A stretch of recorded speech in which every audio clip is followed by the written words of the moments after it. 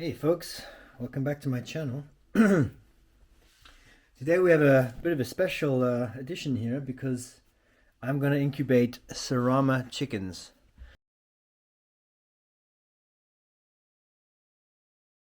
This video is basically going to follow the unboxing of the fertilized eggs which I bought on eBay from Germany, and we're going to take a look what's inside the box. These eggs have been fertilized by a rooster, and they're the starting point for hatching your own chickens. You can usually tell if an egg is fertilized by candling it, or sometimes by the appearance. So now I have here what has come with DHL, the fertilized eggs in the box. Hopefully nothing's damaged. We're going to firstly open the box and see how things look. So let's go ahead. What I need is my trusted scalpel, and we'll start uncutting here on the sides. So these Seramas, they're actually originally from Indonesia, and they're really miniature chickens. And the important part for me is that they're very quiet type of chickens. Even the roosters are really not very loud. But the eggs that I got today are the European Seramas. So these are basically been bred a bit differently so that they tolerate the cold better, and they're a little bit bigger. And these particular ones should actually have, well, when they get to the point of laying eggs, they should actually have green eggs. So this is quite exciting, I have to say, and hopefully they will not irritate my neighbors if I have a rooster. Okay, so it's extremely well packed, so I can't even see what I'm doing. Okay, so it's like that, it's the other way around.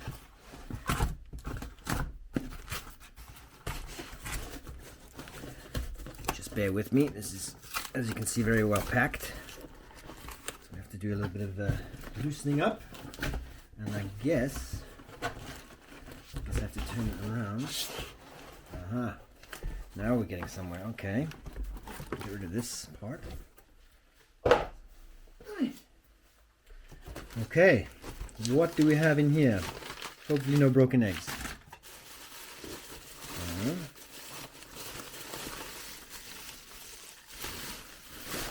Go. So here is the gold.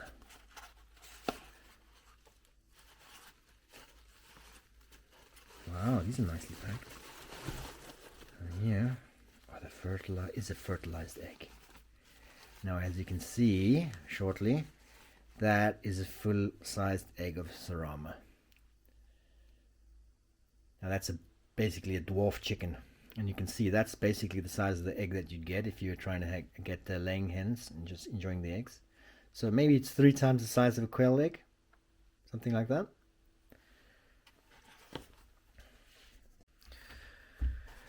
Now, before we set the eggs up, we should check them all to make sure there's no cracks or damage.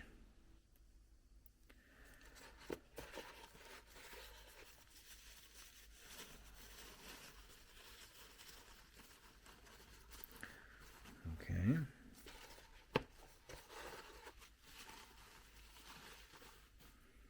And we want them all to sit upright, so the tip at the bottom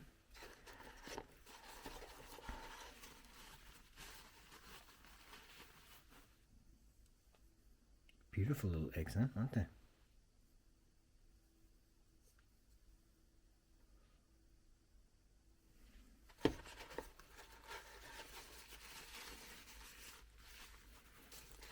Okay, so that's one set.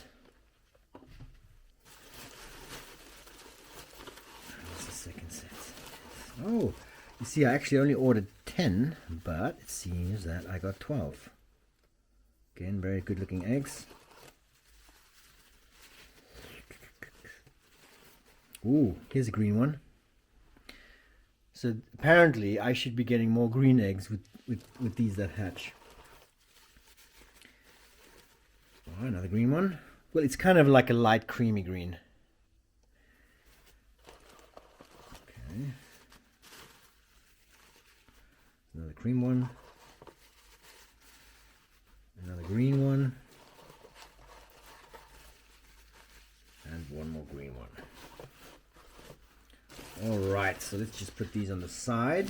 Make some space here.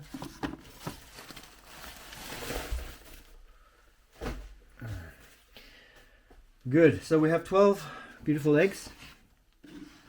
They all look pretty, it would be in pretty good shape. Now, so in terms of incubator, what I have here is a very cheap and simple incubator that I bought for, I think it was even from Alibaba or something. Cost me around 40 euros or something like that. And it's basically what's called a forced air incubator, which means that it maintains the same temperature that you input and the humidity levels consistently. So here you have a fan which extracts and moves the air, plus some heating element here, and of course a sensor for the humidity and the temperature, and a power connection. And then inside what we have, obviously, is a little motor here on the side in there, and that turns the eggs then when they need to turn. You see, you can take these out and position them for the size of the eggs that you have. And another thing that I did, which I saw a lot of people do online, which is actually a very good idea, is I put another little gauge in there to double check the it's also here, it's like a little gauge that tells me that the temperature and the humidity, just to double check that I really have the right numbers, because of course temperature and humidity is essential to any successful incubation of eggs. And I've had a few success, well, actually each incubation I've done 2 before with quail eggs, and they've all worked out pretty good. I had roughly around about a 70 to 75% hatch rate. Here, of course, are all the different indicators for the temperature and setting the temperatures. Now, very important, I'll just pan back here to the eggs themselves, is that these eggs have to sit upright like this for at least 24 hours before they can go in the incubator. And I'm actually going to set the incubator up now, because it needs to heat up and set itself up. And I'll need to run it at least for 24 hours as well to make sure that the heat is consistent and the humidity is right before I put the eggs in. And the reason that these eggs have to sit like this for 24 hours is because they've been moved around a lot. So it's all shaken up in there, and you just want things to settle a bit before we position them in the incubator. So now I'm going to turn on the good old incubator. And now it's powering up.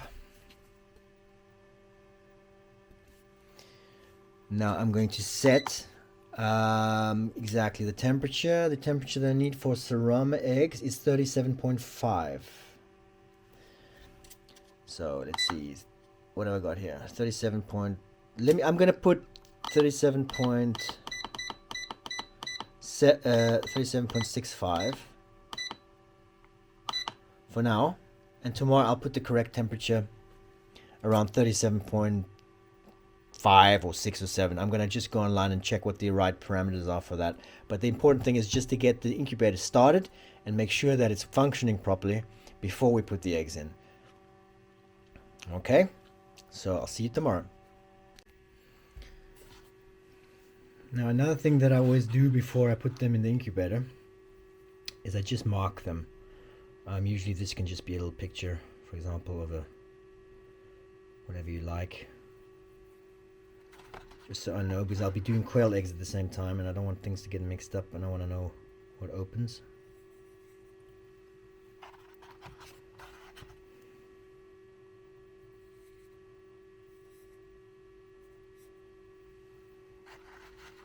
Also, this, by marking them, it helps you know that they're moving correctly and that the machine itself is working correctly.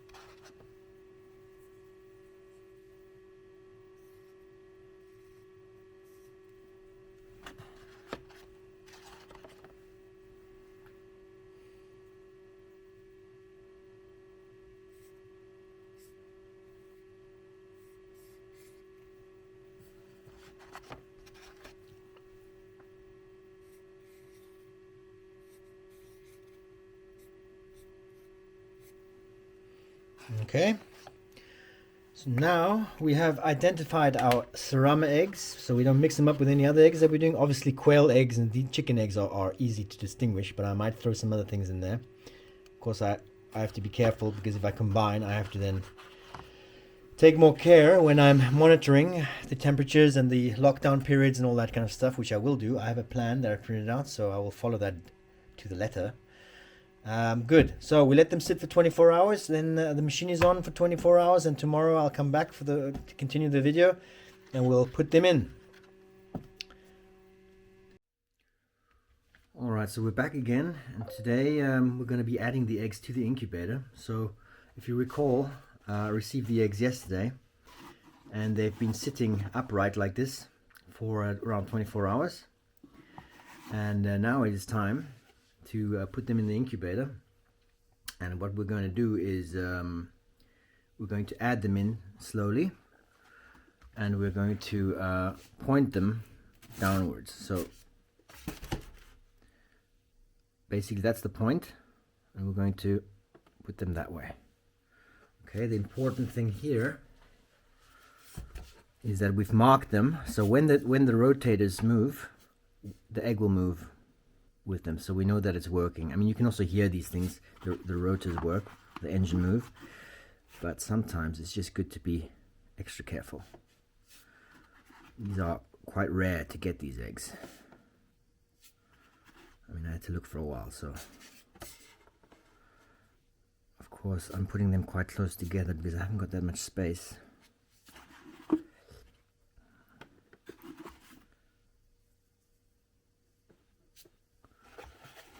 Okay.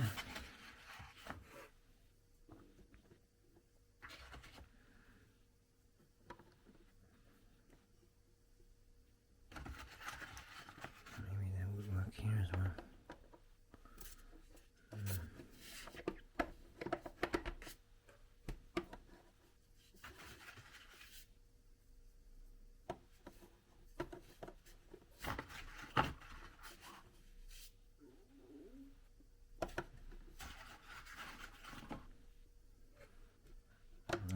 So we have them there. Okay. So we have 12 eggs. And now, I mean, some incubators, they have turners like this and some don't. But the key here is the consistency. They have to be moved every 3 hours or so. And that's very important. What I see here, I've done that wrong. I think I have to move this one out a bit more. Like so.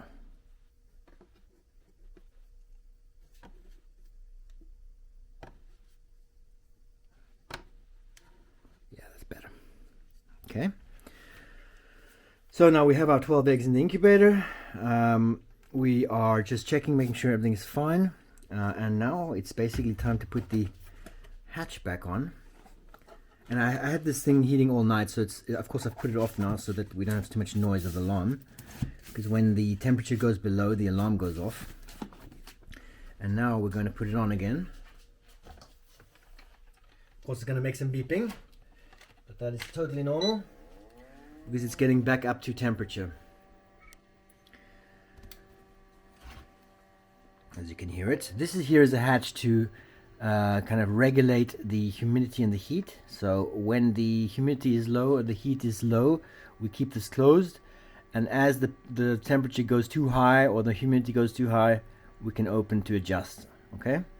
What I have done with this is that I've just bought on Amazon another gauge which has the humidity and the temperature with a wire going inside, and the actual gauge will be outside. I just want to double check and have two choices to check the readings from, to make sure that I'm on the right temperature. Temperature is very important, so there's no it's just a waste if you get it wrong and then you lose all the eggs. So okay, so these are going to sit now for around 7 days.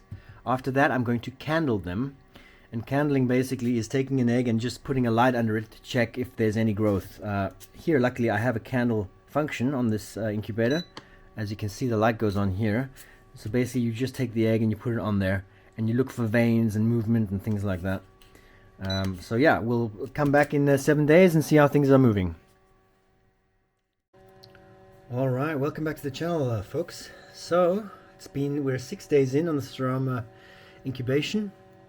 Everything has been going very well. Temperature's been constant. Humidity is a little top up here and there. Pretty much perfect at between 50 and 55. Sometimes a few bits under and a few bits more. So today we're going to do the first candle on day 6 to see if we can see any signs of life in the eggs. So here's the first egg.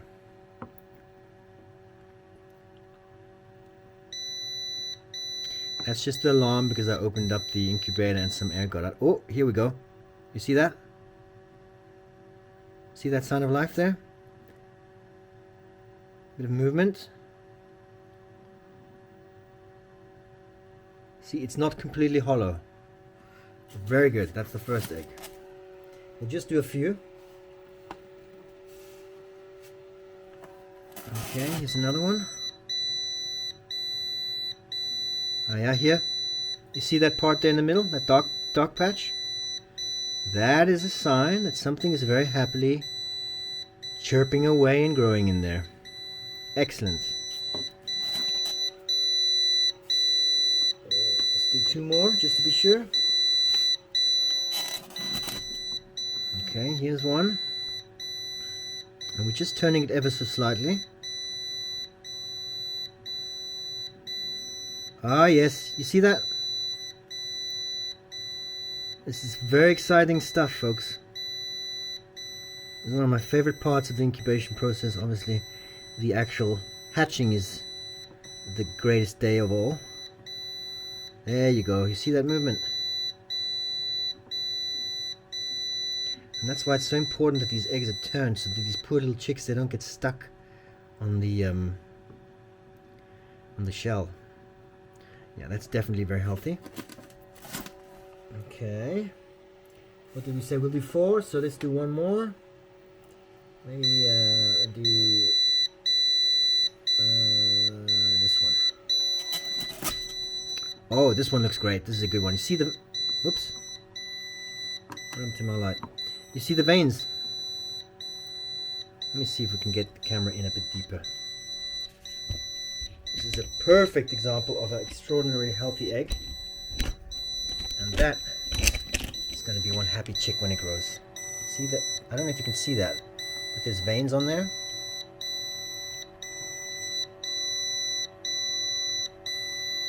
That there. Isn't that amazing? That's life being created.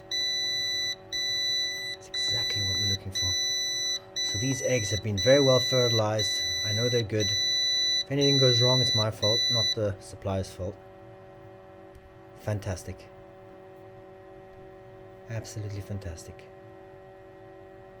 Perfect. I'm very happy. Good. So we'll leave it at that, and we'll come back in a few more days and take another look. And just in case you're interested in how my setup looks, this is basically it. So I have 2 incubators, pretty much the same. This one here is where our dear Seramas are in. This is the batch for this video. And then up here you can follow these cables. This is just the extra security measure that I have that lead up to a nice little indicator that gives me a very nice reading. And this is an expensive one, so I know it's good, because sometimes these aren't right. See, it says 38 there, but actually it's 37.4, which is more or less where it should be. 37.5 is optimal, and 51% humidity, perfect. And the other one has another kind of gauge, but this one is not active yet. This is going to have button quails, very beautiful little birds. I'm doing another video specifically on that, and this one is just heating up, and I'm testing it before we have a proper run with it. And yeah, well, thanks a lot for watching. I'll be back very soon with the next phase. Welcome back. So today is day 15 of the Serama chicken eggs. So everything's been going well. Temperature 37.5, got around 50% humidity. Now we're going to candle the eggs again. So I'm going to put the light off, and we're going to pick an egg and see how things are going. So there we go.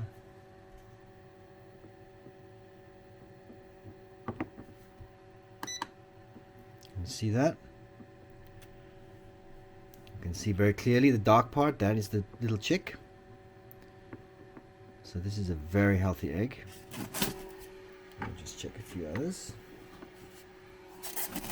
Yeah, you see here, it's exactly what we're looking for. A dark kind of area there, and this is the oxygen on this side.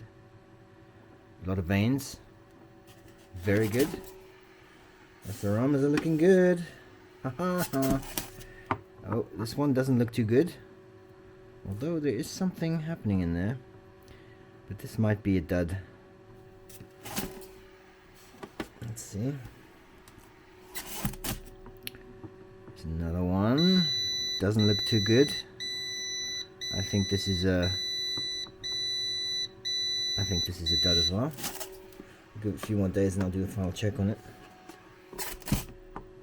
Oh yeah, this looks good. So this is one of the green eggs. As you can see, it's totally dark, which is great. And we'll try one more egg. Maybe this one. Oh yeah, that's very nice as well. As you can see, clear dark patch there, the veins on the sides here. So this is a very happy little chick.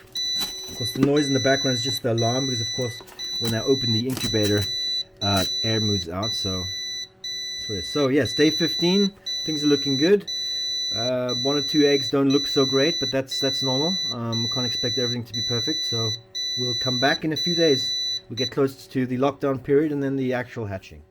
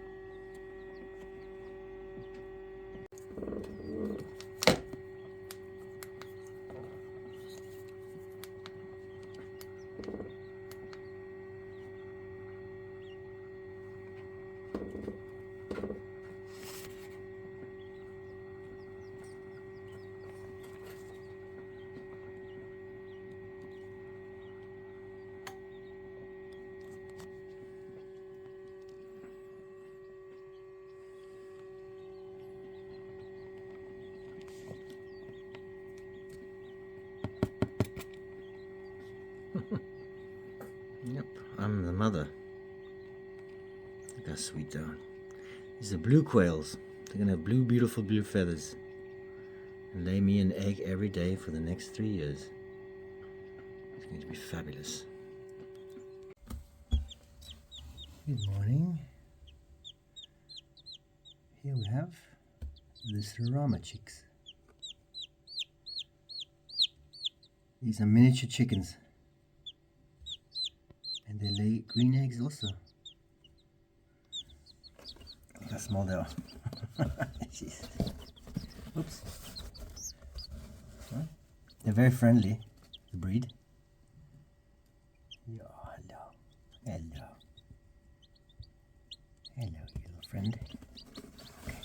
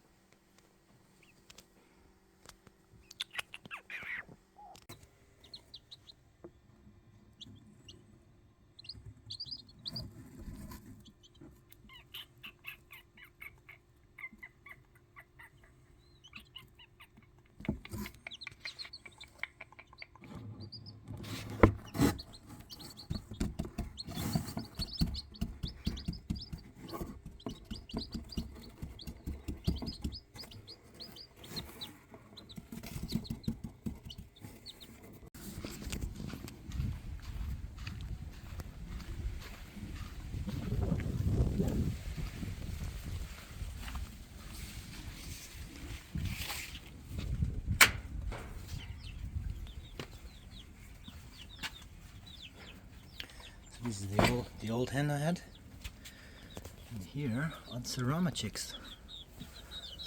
They are now about 2.5, 3 months old.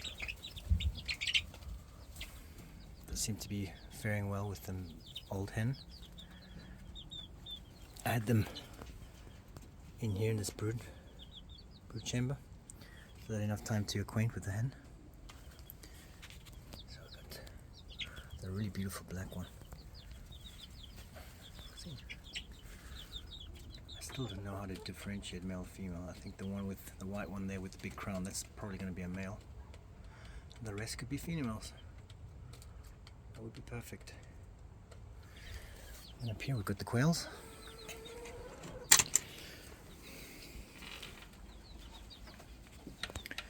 Just relaxing at the moment. I can see. Beautiful quails.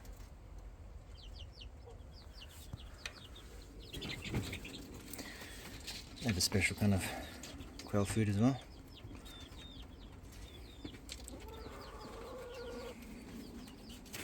And a little sand basket which they love to clean their feathers. And in case one's hungry, with some grapes to eat. So everything has gone very well. Thank you.